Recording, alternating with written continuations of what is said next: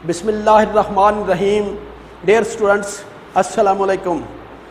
प्यारे बच्चों, अल्लाह ताला के करम की वजह से हम चैप्टर नंबर 7 कंप्लीट कर चुके हैं।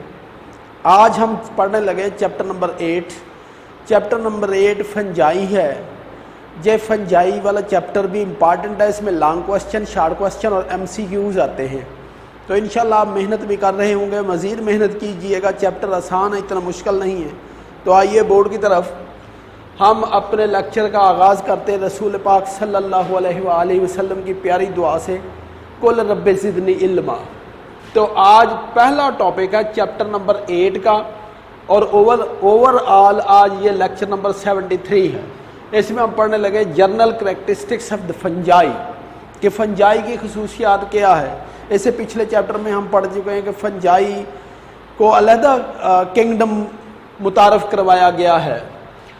तो जो फंजाई है ये अभी तक जो कैटलाग हुई है, जिनकी स्पीशीज़ का पता चला है, वो है 10,000 स्पीशीज़। हो सकता है आने वाले वक्त में कुछ और स्पीशीज़ का भी पता चल जाए। दूसरी बात यह है कि ये जो फंजाई होती है, फंजाई आर नॉन मोटाइल। इसमें एक पॉइंट आप और लिख सकते हैं कि fungi is non motile. Fungi हरकत नहीं करती, यानी लोकोमोशन शो नहीं करती।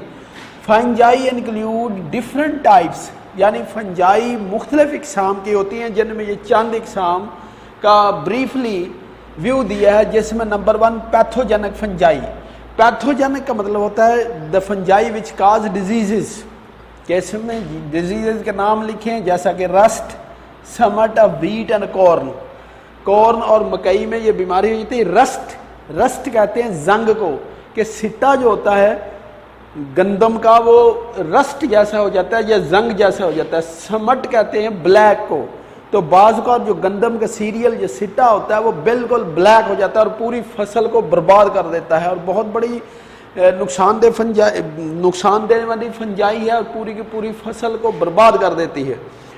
इसके अलावा आगे आते हैं moulds, grow on crop and food stuff. Mould कहते हैं फफूंदी को, जैसे ये अचार वगैरह पे लग जाती है, क्रॉप पे और फूड स्टफ को ख़राब करती है, स्टोर्ड फूड को। डिलीशियस फंजाई के सिर्फ नुकसान ही नहीं देती, फ़ायदा भी देती है। जैसे है मोरल्स और ट्रोफल्स। ये एक फंजाई है truffles and morels, which is very delicacy, खाने में मज़ेदार होती है। पेंसिलियम एक फंजाई है, जैसे एंटीबायोटिक्स बनती है, जिसको हम कहते हैं पेंसिलिन। पेंसिलिन क्या होती है? एंटीबायोटिक्स। आप जानते हैं antibiotics is a drug which is used against the bacterial disease. ये बैक्टीरियल डिजीज़ के अगेंस्ट इस्तेमाल होती है। Yeast used in bakeries and breweries, यानी शराब वगैरह में इस्तेमाल होती है या बेकरी में इस्तेमाल होती है। और ये फंजाई नॉन सेप्टेड है ना, ये फंजाई विदाउट एनी हाइफी है। तो ये याद रख लेना, ये फंजाई क्या है? विदाउट हाइफी, कि इसमें कोई हाइफी वगैरह नहीं होते। तो लिहाजा ये इंपॉर्टेंट पॉइंट है, लैक ऑफ हाइफी। और जिनमें हाइफी होते हैं, हाइफी दो तरह के होते हैं, या तो वो सेप्टेट हाइफी होंगे या नॉन सेप्टेट हाइफी। हाइफी असल में होता क्या है कि फंजाई की जो बॉडी है उसमें रूट, स्टेम, लीफ वगैरह तो नहीं हम कह सकते, तो वो स्पेशल स्ट्रक्चर पे थ्रेड लाइक स्लेंडर स्ट्रक्चर होता है, यानी नर्मो नाजुक ट्यूबुलर धागे, जिनको हम कहते हैं फिलामेंट। वो फिलामेंट क्या कहलाते हैं? हाइफी। और हाइफी दो तरह के होते हैं। ये देखिए, ये मैं एक हाइफा बनाता हूँ, ये हाइफा है। सिंगुलर को हाइफा कहते हैं, उसके प्लूरल को हाइफी कहते हैं। इस हाइफी के अंदर मैंने ये क्रॉस वाल बना दी, यानी इसके अंदर सेप्टम बन गई। सेप्टम, हाइफी के अंदर जब सेप्टम बनेगी तो ये क्या कहलाएगा? Septate hyphae. When cross wall is formed in the hypha, this hypha known as septate hypha, और number of hyphae known as septate hyphae. इन हाइफी के अंदर एक न्यूक्लियस भी हो सकता है, ठीक है, तो मोनोन्यूक्लिएट कह सकते हैं, या ऐसे भी हाइफी होते हैं कि जिस एक के अंदर कई न्यूक्लियस भी हो सकते हैं, कि ये भी सेप्टेट हाइफी है, लेकिन इस सेप्टेट हाइफी के अंदर देखो ज़्यादा न्यूक्लियस हो सकते हैं। इनको डाइक्रियाट भी कह सकते हैं, 2 न्यूक्लियस वाला, इससे ज़्यादा न्यूक्लियस वाले भी हो सकते हैं। लेकिन जो ए सेप्टेट हाइफी होते हैं, ए सेप्टेट हाइफी में ये एक हाइफा होगा, इधर बना देता हूँ कि ये हाइफा विदाउट क्रॉस वाल, इनमें देखो क्रॉस वाल नहीं है, इट कैरी मैनी न्यूक्लियस, इसको कहते हैं multi nucleate hyphae, multi nucleate hyphae, multi nucleate. एक है तो हाइफा हो गया कि ऐसा हाइफा जिसमें न्यूक्लियस तो कई है लेकिन विदाउट क्रॉस वाल के, कहीं भी क्रॉस वाल इसमें नहीं है। और ये बहुत इंपॉर्टेंट है कि मोड ऑफ न्यूट्रिशन एब्जॉर्बटिव, ये खुराक को खाती नहीं बल्कि खुराक को एब्जॉर्ब करती है। आप खुराक को एब्जॉर्ब नहीं करते, आप खुराक खाते हैं, तो ये खुराक को क्या करती है, एब्जॉर्ब। तो their mode of nutrition is absorptive, खुराक को जज़्ब कर लेती है। और ये फ्री लिविंग भी हो सकती है, पैरासाइट भी है और सिम्बायोट्स भी है। आगे डिटेल इसकी पढ़ेंगे। पैरासाइट यानी they may live on the host and get their food from them and may cause diseases. जैसे इधर अभी मैंने आपको पढ़ा ये रस्ट और समट, ये पैरासाइट है, पैथोजेनिक है।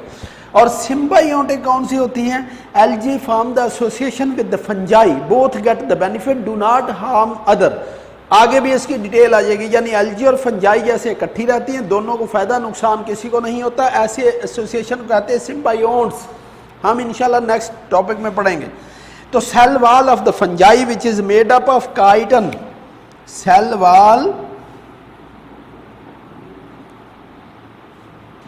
वॉल ऑफ फंजाई किससे बनती है, काइटन, काइटन से।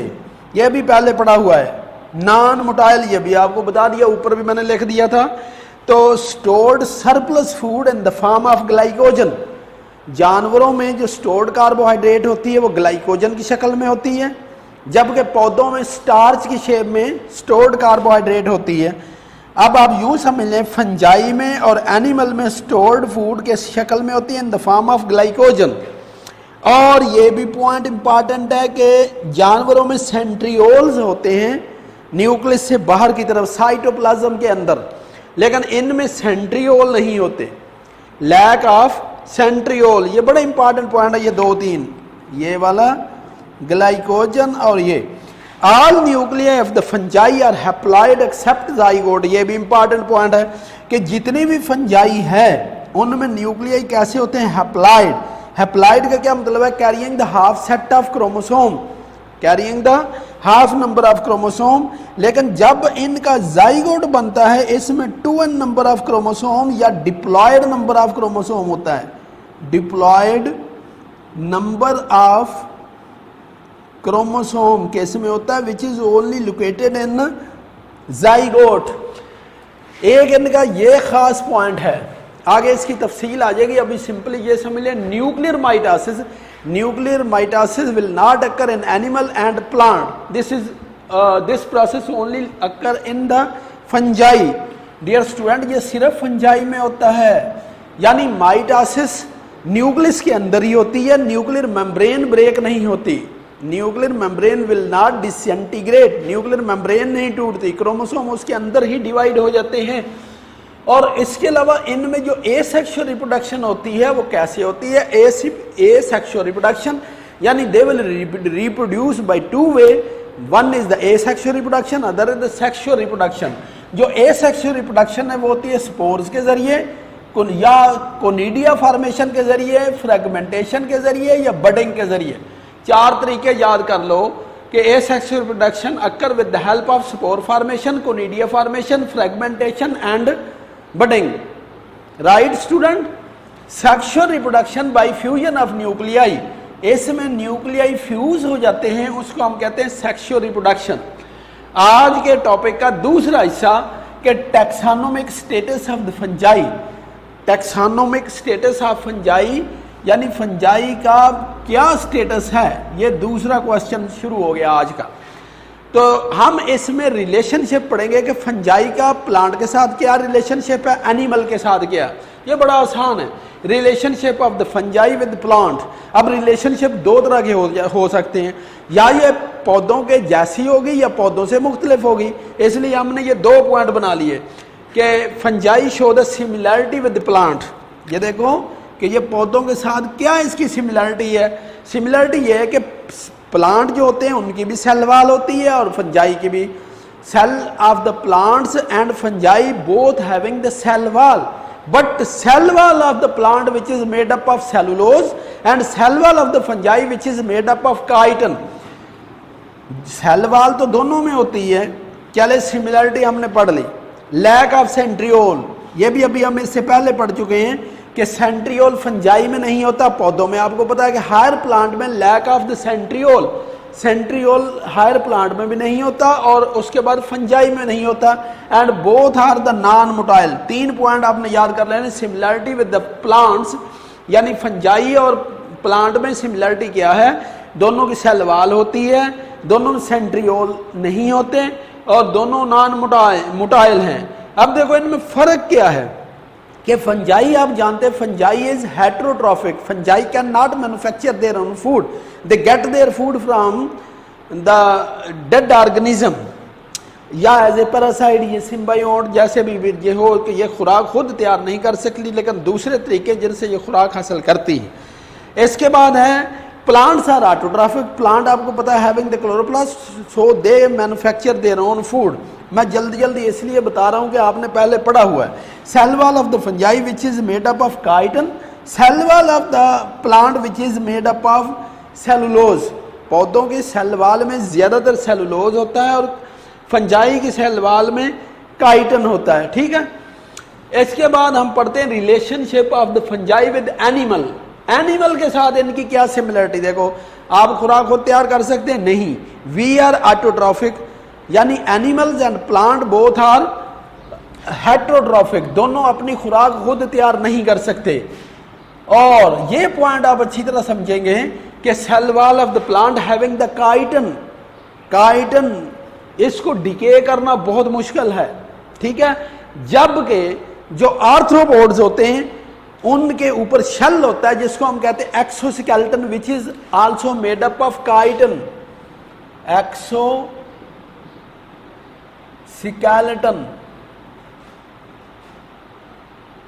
Carry chiton. ये काइटन क्या करेगा, प्रोटेक्ट द इंसेक्ट। जैसे आर्थ्रोपोड्स वगैरह होते हैं तो उनको ये प्रोटेक्ट करता है exoskeleton. Exoskeleton carrying also the chiton. तो इसका मतलब काइटन आर्थ्रोपोड्स में होता है, यानी एनिमल में हो गया। एनिमल के एक खास ग्रुप में जिनको आर्थ्रोपोड्स कहते हैं, और उनमें भी इंसेक्ट वगैरह में। और काइटन कैसे में होता है, फंजाई की सेल वॉल में। तो दोनों की ये सिमिलरिटी होगी। अच्छी तरह आप याद कर लोगे कि exoskeleton of the arthropods are insect carrying the chitin which protect them. इसके अलावा डिफरेंसेस देखते हैं। ये 2 सिमिलरिटी देखी, हेटेरोट्रॉफिक और काइटन वाली बात। अब डिफरेंसेस देखें। जो फंजाई है इसमें सेल वॉल मौजूद होती है, एनिमल के सेल में सेल वॉल नहीं होती। तो मैंने ये लिखा है कि cell wall absent in the animal cell and present in the fungi. Mode of nutrition, absorptive mode of nutrition in fungi. Fungi क्या करती है, खुराक को जज्ब करती है, जबकि animals ingest their food, they have the ingestive mode of nutrition। खुराक को यानी चबाते हैं या खाते हैं, और फंजाई खुराक को जज्ब करती है। उसके अलावा आपने पढ़ा लोकोमोशन के फंजाई जो है नॉन मोटाइल है, जबकि एनिमल आपको पता है मोटाइल है, ये हरकत कर सकते हैं। अब ये भी शार्ट क्वेश्चन आ सकता है कि special characteristics of fungi, fungi की को खास खूबी बताएं।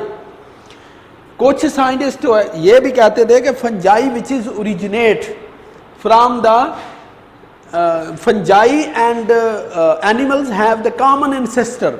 अच्छा, ये स्पेशल कैरेक्टर की तरफ आते हैं, ये बहुत जरूरी याद करना कि DNA study of the fungi, जब फंजाई के डीएनए की स्टडी की गई, जब पता चला या कंफर्म हुआ कि fungi are different from other organism, यानी DNA of the fungi which is entirely different from the DNA of animal and plants. पौधों और जानवरों से इसका डीएनए मुख्तलिफ होता है। इसका मतलब इनका फोर फादर अलहदा है और इनका ग्रुप ही अलहदा है। Number 2, fungi show nuclear mitosis.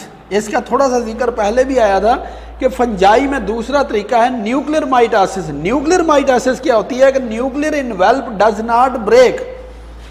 ये देखिए, ये एक सेल है, सेल के अंदर ये न्यूक्लियस है, न्यूक्लियस के अंदर ही ये सेल 1 से 2 में डिवाइड हो जाएगा। यानी न्यूक्लियस के अंदर जो जेनेटिकल मटेरियल है वो 1 से 2 में डिवाइड हो जाएगा, जबकि ये न्यूक्लियर मेम्ब्रेन ब्रेक नहीं होगी।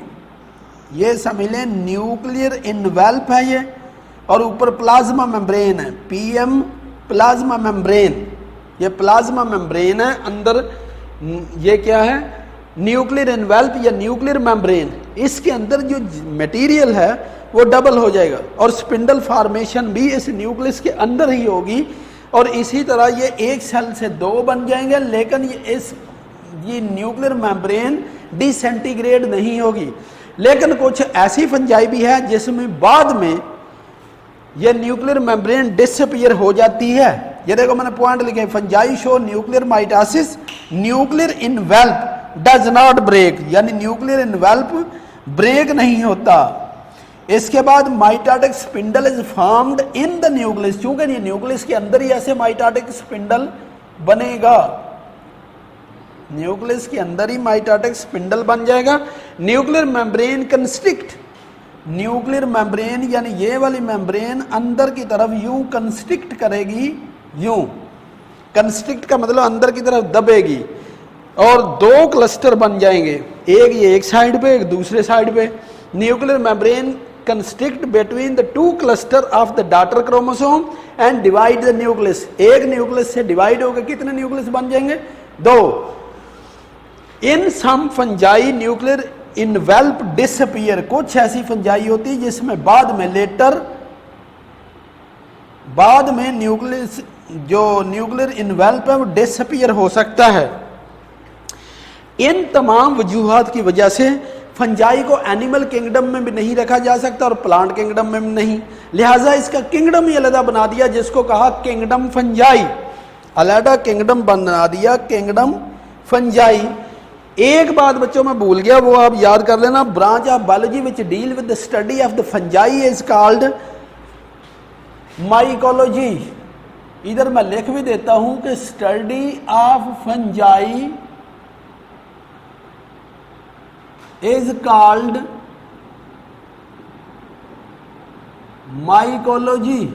और वो साइंटिस्ट जो फंजाई की स्टडी करते हैं उनको हम कहते हैं माइकोलॉजिस्ट।